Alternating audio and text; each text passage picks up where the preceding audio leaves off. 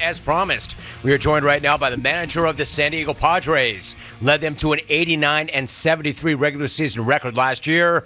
Beat the Mets in the wild card series, beat the Dodgers in the divisional series, and then came up just short against Philadelphia in the NLCS. He is a 3-time manager of the year, been to the postseason 8 times. As a manager, he was a player in the bigs for 10 years. The Padres opened up their first spring training game Friday against the Mariners. Of course, I'm speaking of Bob Melvin. Bob, it is so good to have you back. How are you, Bob? I'm good, really good. Get going here yesterday, full squad. Everybody was here early and so forth, so in a good mood at this point, and I appreciate the intro. Love that, Bob. Appreciate you coming back on. Let me ask you this. I spoke to Dave Roberts yesterday, and I said you had this amazing regular season last year, and then the postseason ended abruptly. I said, I'm curious, Dave, what did you do in the offseason? How did you process it? And he sounded great. He said he went to London, had a few martinis, and reminded himself how much he loves the grind. He's totally rejuvenated. So what about you, Bob? You made that great run. How did you spend the offseason, and how do you feel about the team right now? Yeah, it's good perspective hearing from Doc like that. We've had a few of those in Oakland when I was there too, where you have a good regular season, and then sometimes it just doesn't work out quickly in the postseason. They had a great team. We obviously were playing well at the time, but then we get to the NLCS and we lose, and those things don't sit too well, and it takes a little while to get over it. I think really for us as a team, usually in the off season, you reset, you come back to spring, and it's a new season. I think this is basically for our group kind of an extension of last year. We feel like there's a little bit more out there for us. Guys were working pretty hard in the off season. We had a mini camp that a lot of guys came to, and a lot of them were here early for spring training. So, this group's pretty hungry. Got a nice taste of a deep postseason run last year, and looking for a little bit more. We are talking to Bob Melvin. I appreciate that response. It's interesting, Bob. Like you said, it didn't sit too well, and I get that. I mean, you're in it to win it, and the team was great. But when you consider that you spent a lifetime in this game as a player and a manager, it was such an amazing run. As you get farther away from it, and I get that you're looking ahead, not back, but does it still not sit too well with you, or was that maybe one of the greatest things that's ever happened when you look back on your career?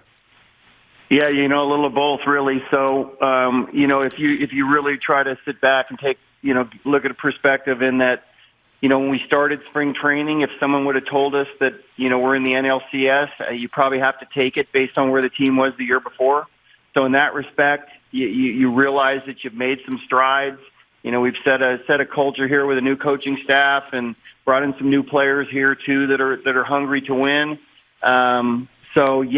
It was really cool. Look, beating the Mets over there at their place in a series and beating the Dodgers that really had their way with us all year during the season was a big hurdle for us. So you have to take those things along with you when you say, we're trying to make it an extension. So good point. Overall, yes, very good year for us. You bet. Padres manager Bob Melvin joining us. When you talk about some of the new guys who came in, of course, you get Juan Soto at the trade deadline. Maybe he didn't put up the numbers that he had when he won that batting title in 2020, but what did his presence mean to your lineup, and then what's his outlook for this season? It was huge. When the trade was made and you bring in a Juan Soto, it's like, ownership is thinks that the team has a chance. And, we were, I wouldn't say floundering. We weren't playing our best baseball at the time. Certainly we got here. We felt a little bit better about ourselves. Puff your chest out a little bit more when you have a guy like that coming to your team. And, from that point on, we started playing better baseball. We played our best baseball towards the end of the season and into the postseason. And he had a lot to do with that. Bob, ownership, as you point out, and management sends a definite message when you pull the trigger and you make a deal like that. But then the team stays aggressive, signing Xander Bogaerts. We're talking about a 4-time All-Star, a 5-time Silver Slugger. What's he bring to you both in between the lines and in the clubhouse? Man, this is a guy that I've had so much respect for over the years, just watching how he plays. And then, you hear from, everybody over in Boston, what a leader he is, to be able to bring that type of player. Production's one thing, but leadership too, to, our club that we feel like is kind of on the cusp. And then other guys too, Matt Carpenter's got leadership qualities. Certainly Nelson Cruz has leadership qualities too.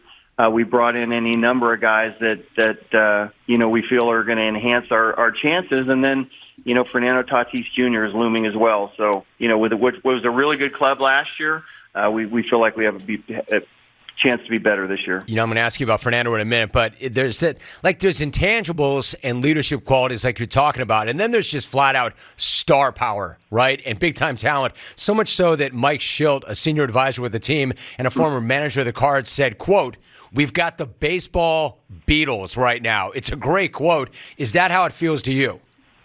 That is a great quote. I didn't think about it in that light until I read that, but he's exactly right. We have 4 or 5, 6, 7 guys here that, when you go somewhere else, that they're always waiting for, these 1 or 2 guys to get autographs for. There's a lot of fanfare, coming into the clubhouse, out of the clubhouse.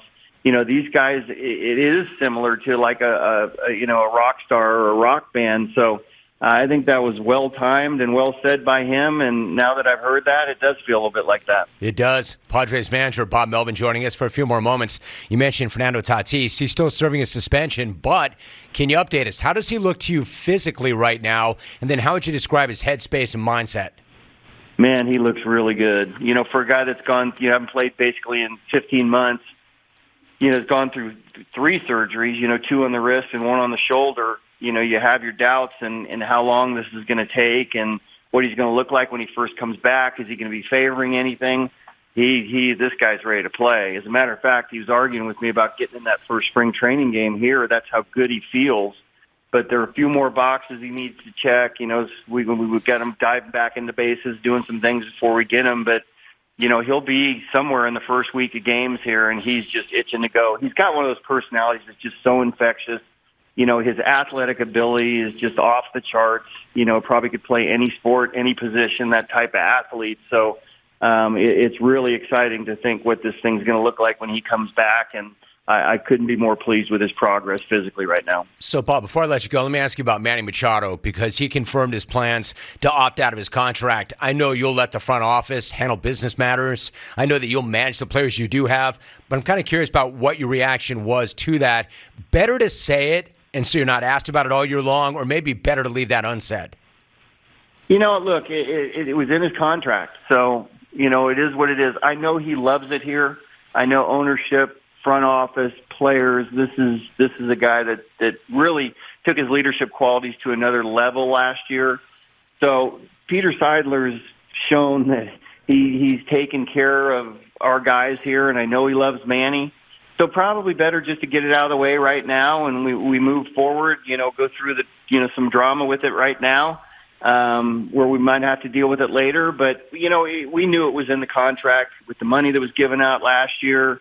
The years that were given out to some guys, I get it, but I think he's handling it the right way. And let's get past this right now. I'm all about leading. I'm all about playing. There's a lot on the table for us this year, and we'll deal with it at a later time. Certainly is. Bob Melvin joining us. One last thought, Bob. What about the rule changes? I mentioned Dave Roberts. He was actually really enthusiastic about MLB's rule changes, saying that he thinks that it will improve the game. He likes it.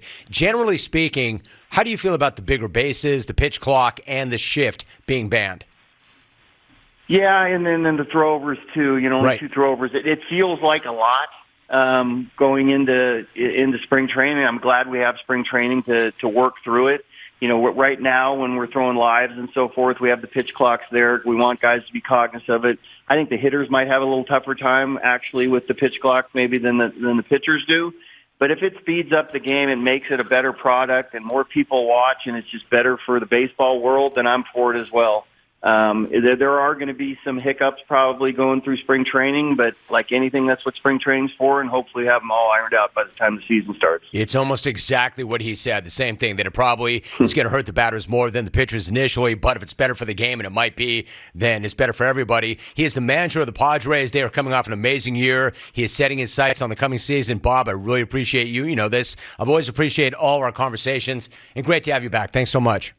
Feelings mutual anytime, Jim. Bob Melvin joining us. Love it.